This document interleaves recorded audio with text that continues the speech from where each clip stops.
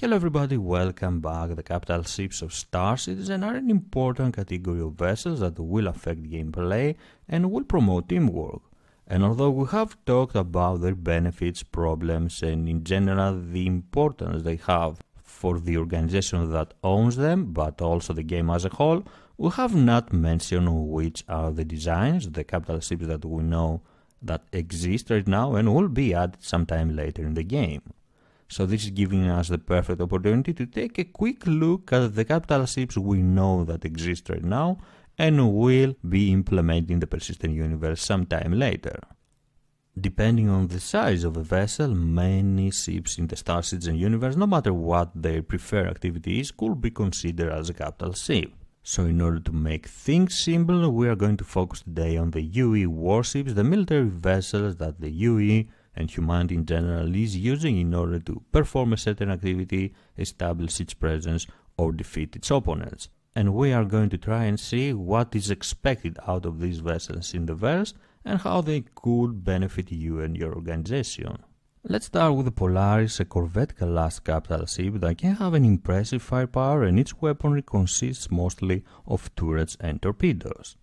The Polaris can be effective against a wide variety of aggressors and scenarios and can perform a number of different roles, from being a naval patrol ship even to a flagship for militia operations if your fleet consists mostly of non-capital sized vessels. The Polaris relies mostly on its speed and its torpedoes in order to destroy its opponents, in order to deal some significant damage and get out of every difficult situation. And this is also why it could be considered a very good first response vessel, a potent response vessel. The preferred targets of the Polaris are bigger capital vessels and stationary targets like a space station. The way it performs in a battlefield is by entering the battle fast, maneuvering around, trying to find the right opportunity to unleash its torpedoes against its targets and then getting out of the area as fast as possible. It is not a vessel that can survive a toe-to-toe fight with a bigger capital ship. That will mean death. This is why it relies on its speed, and its main firepower comes from its torpedoes, but also why it is covered with turrets in order to protect it from fighters and light bombers. Despite the fact that the Polaris is a capital ship, it is still vulnerable to torpedo strikes, and a light bomber or a swarm of light bombers that will manage to approach it unopposed could be fatal. A very interesting characteristic of the Polaris is the fact that it has a hangar that can carry a small fighter for combat support or utility vehicle for additional operation flexibility. The maximum crew of the Polaris is 24 persons, and this means that it will be a nice entry point for a small or medium-sized organization that wants to try that kind of gameplay. Even a small group of friends could try to operate a Polaris if they can afford to cover all the other positions with NPC, if they can afford to pay the cost of maintenance for that vessel. Overall, I think that the Polaris is a very good option for a new organization, for a small organization that wants to try its feet in that kind of gameplay and wants to perform maybe as a mercenary group, adding some extra firepower to their fleet, to their potential, but it can also be a very good option for bigger organizations that want to have a military presence in different areas in the Star Citizen universe. Next in the line is the Idris Frigate. Frigates in general may lack the heavy armor and capital weaponry of a larger class capital vessel, but they can be really useful in a battlefield because of their maneuverability and the fact that they are highly configurable. The crew for the Idris Frigate is calculated at around 37 to 50 persons, so it is a vessel, it is a capital ship that is destined to be used by a medium, large-sized organization that has enough manpower to cover all the necessary stations, all the important stations and spots aboard this vessel, but can also pay for the cost of its maintenance without any significant problem. The weaponry of the Idris Frigate consists of turrets that work well against capital ships and turrets that work against fighters in order to protect the vessel, the capital ship, this capital ship from torpedo strikes, from any light bomber that will dare come closer, and also comes with an impressive size 10 railgun, a devastating weapon that can be used in order to deliver a significant blow to other capital vessels. Another interesting characteristic of the Idris Frigate is the fact that although it has 4 capital-sized shields in order to protect itself from enemy fire, it also comes with 2 separate medium-sized shields for the bridge, something that shows how important it is for this vessel, and of course for the owner of this vessel, the survivability of the crew and the survivability of the ship itself. The Idris is the only capital ship that we know in Star Citizen right now that has 2 variants, the Idris M, that is the military version and has more firepower, and the Idris P that is more of a support role vessel, a support role capital ship with more cargo capacity and better speed than the Idris M. Another difference between these 2 variants is that the Idris P doesn't come with the devastating railgun that the Idris M is equipped with. The fact that there are 2 variants of the Idris Frigate makes it an excellent option for any kind of organization, for military and not only military organizations. The Idris M could be used in a number of different military operations, in a number of attacks or defenses. If you want to take down something bigger than you, something with more armor, with more defenses that will need some good firepower in order to take down, and this is where the size 10 railgun of the Idris M is going to help you, but the Idris P can also be an invaluable addition to any fleet because of the support roles, because of the flexibility it will give to your fleet to carry around personnel and supplies.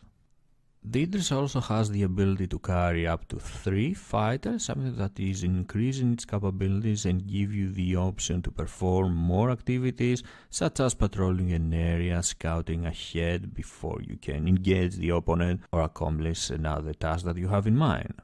A fun fact about the Idris is that it was named after the Battle of Idris IV against the Tevarin, an important, decisive battle that gave humanity the victory against the Tevarin in the first human-Tevarin war. The Javelin Destroyer now is a massive modular vessel that has as a primary goal to dish out damage and destroy other capital vessels, and it is the biggest ship that we know right now that can be safe docked. The Javelin is a very interesting capital ship because of the way organizations and players can acquire one. Organizations will be able to acquire a Javelin Destroyer, but only a former UEE Javelin, a used one that is going to be stripped of its equipment. So it is going to be a great task, a great goal for every organization, not only to acquire one of these massive beasts, but also to equip it properly. The minimum crew of a Javelin Destroyer is calculated at 23 persons, but it has escape pods that can carry up to 80 persons, so it goes without saying that you will need a lot of people, you will need to have a big organization in order to operate, to run this capital ship effectively. The Javelin has enough turrets to protect it from fighters and bombers, but also turrets that can work against other capital vessels and torpedo bays, and we can see a pattern here with torpedoes being used extensively in the future in capital versus capital ship combat.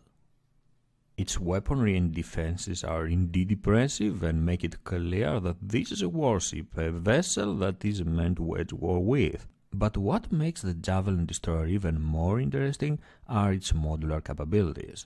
It comes with 12 modular component bays and 6 modular rooms that can be equipped with additional military equipment, or you can choose to add other equipment in them in order to perform activities such as cartography or even science. This is one of the capital ships that I can see being used as a mobile base for a medium-sized organization if you want to go around the verse, performing a number of different activities without having a planet to call your home. The Javelin consists of 5 decks, each with a variety of crew positions and areas to explore and utilize. The bridge, where the captain and his officers control the vessel. The top deck, where we can find the 6 modular rooms and configure the purpose of this vessel. Middle deck, where we can get access to torpedo bays and some of the turrets. The bottom deck, where we can find 6 dedicated cargo rooms, but also the engineering facilities, and the subdecks that offer additional functionality and are more exposed to space. Like with the other capital vessels, the Polaris and the Idris Frigate that we have seen already, the Javelin will also have a hangar that will have the option, the capability to carry a limited number of fighters. But by default, the goal of the Javelin is to carry an Aegis Redeemer and a squad of Marines in order to perform boarding operations. It is obvious that the Javelin is meant for military operations, but with the proper equipment or with adjustments to the modular rooms that it has, can be repurposed and perform other activities as well.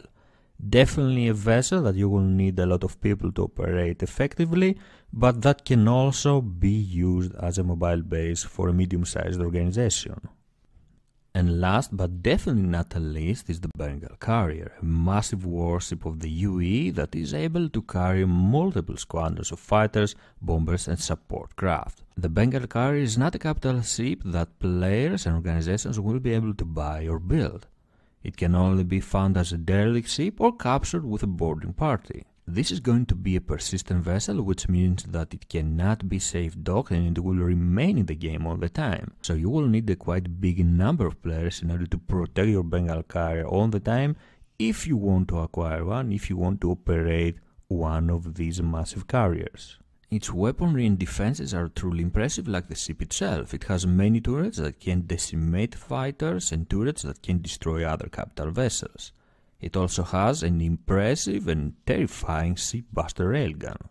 14 Phoenix-class shield generators plus 6 burst shield generators, but also a strong Icarus armor plating is going to keep it protected from enemy fire, and it also has the capability to lay mines and create minefields. Something that is going to be very helpful if you want to keep enemies or hostile organizations out of a certain area. The only real problem I can see with the Bengal Carrier is the fact that its crew requirements are insane. The crew requirements for this vessel are calculated from 755 persons to 1000 persons, so I can only see very few, if any, organization that will be able to properly crew a Bengal Carrier and operate with it effectively.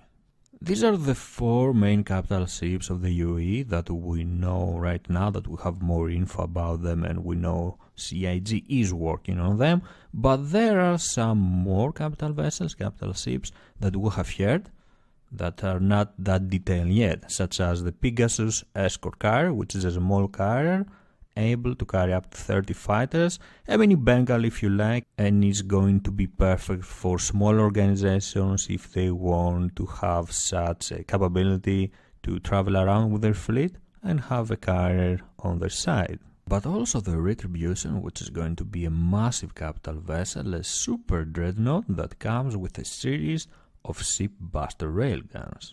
What we know about the Retribution is that it was used in the Battle of the Oberon system against the Vandul, and it was the vessel that gave humanity their first victory against this alien race.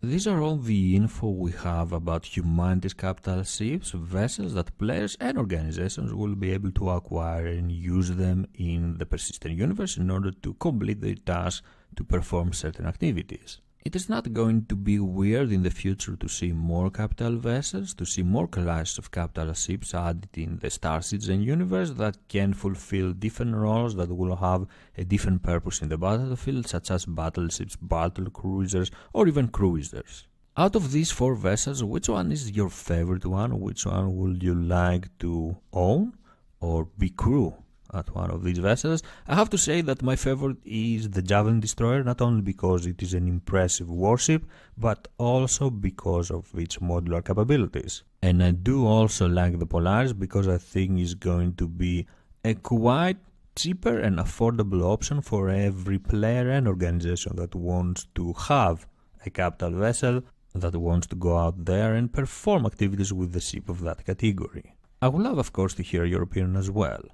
Thank you very much for joining me. If you enjoyed the video, please don't forget to leave a like and subscribe for more. I am SquidofLove and I will see you around the verse. Bye bye.